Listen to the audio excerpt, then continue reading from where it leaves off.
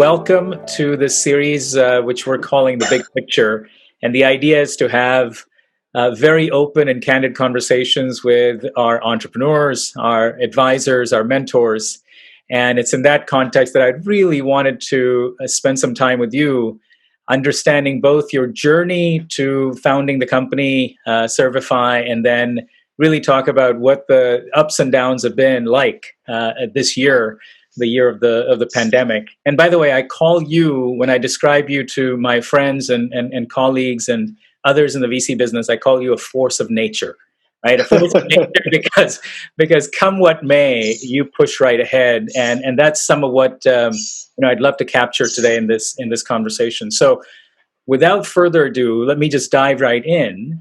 So tell me about the journey to founding the company. What caused you to go after Servify? Just take me through that journey.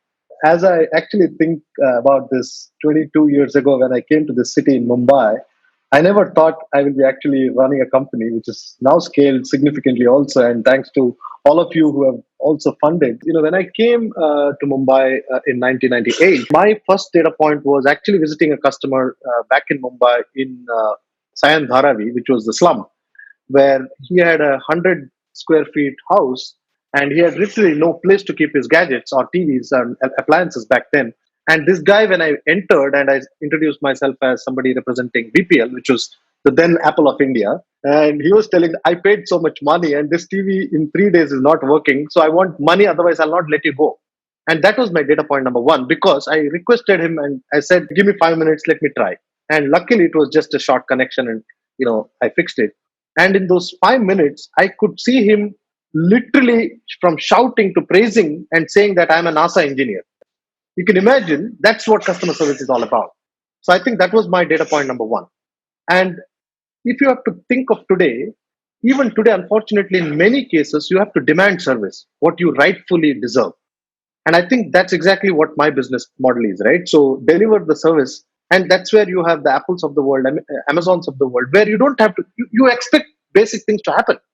And in many others, you have to literally demand. Think of a refrigerator failing in your home or a air conditioner or a TV. And if the guy comes, you're saying, wow, we are so lucky he came home. So I think that's where the market is. And that's how my journey as a professional began. And I thought this is an opportunity that we need to solve. And it's a huge enough opportunity to really go after. And that's what we are doing as a company. So I think that's a little background from then to now. So it's been an interesting evolution, and I'm sure evolution in your thinking as well. But you know what? This, this pandemic, right, in 2020 has definitely created significant headwinds for a lot of entrepreneurs, right? And I know that Servify went through its set of issues, and it hasn't been just up and to the right.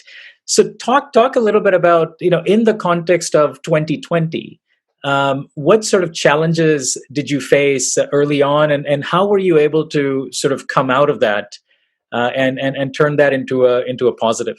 Sure. I think, if you ask me, it's been crazy for everybody, right? The impact was felt everywhere. So, but I think if you ask me, since we are in an enterprise model of our business, I think it didn't really impact much, because at the end of the day, you're working with your partners who also lost business and want to get back. But I think the biggest learning for us, and thanks to the way we built our business model, and that's the reason I call it a structurally different and not really competitive advantage, but a structural advantage, is we decided to go after partnerships with OEMs and white label our offering. And that is with technology as a layer, as a differentiator. So when we created that digital business model, I think the biggest change that we saw, thanks to the pandemic, of course, not in that sense, but in the opportunity in the adversity, was more than the consumer. We saw the channels adopting digital transactions, so which only helped us. As you may already know now, since you are our investors, we had our best months in the last 3 months, and hopefully September will be our best month again. We are almost back to pre-COVID days. Very interesting. There are a couple of things that you mentioned. One is opportunity in adversity. And the other thing is, I could sense that there was this passion around your partners, like the OEMs. So look, all the momentum that you've generated in the last few months clearly has been rewarded by by investors, and so you have been able to actually get traction with investors during this pandemic in terms of raising new capital, etc.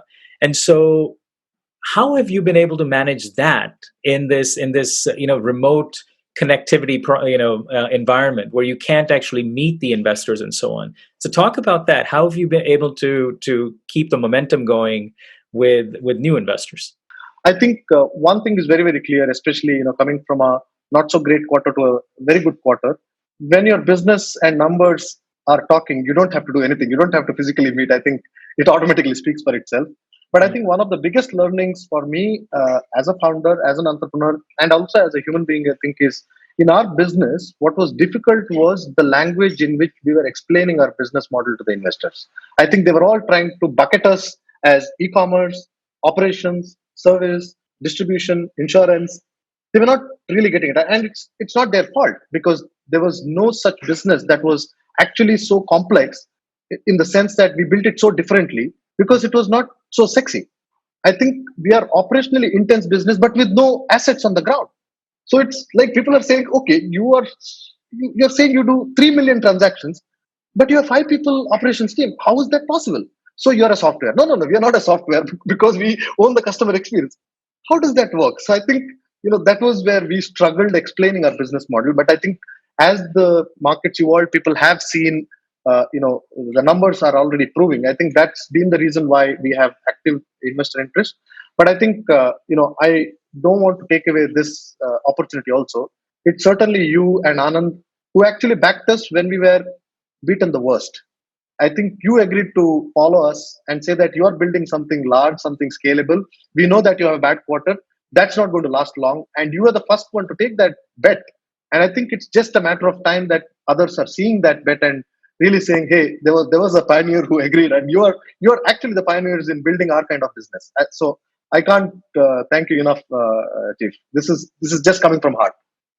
No, we appreciate that genuinely, and believe me, I mean it's entrepreneurs like you who make us look good, and so we haven't done much. It's all folks like yourself. So give yourself a pat on the back to actually be able to come out of that that negative quarter and really create momentum here.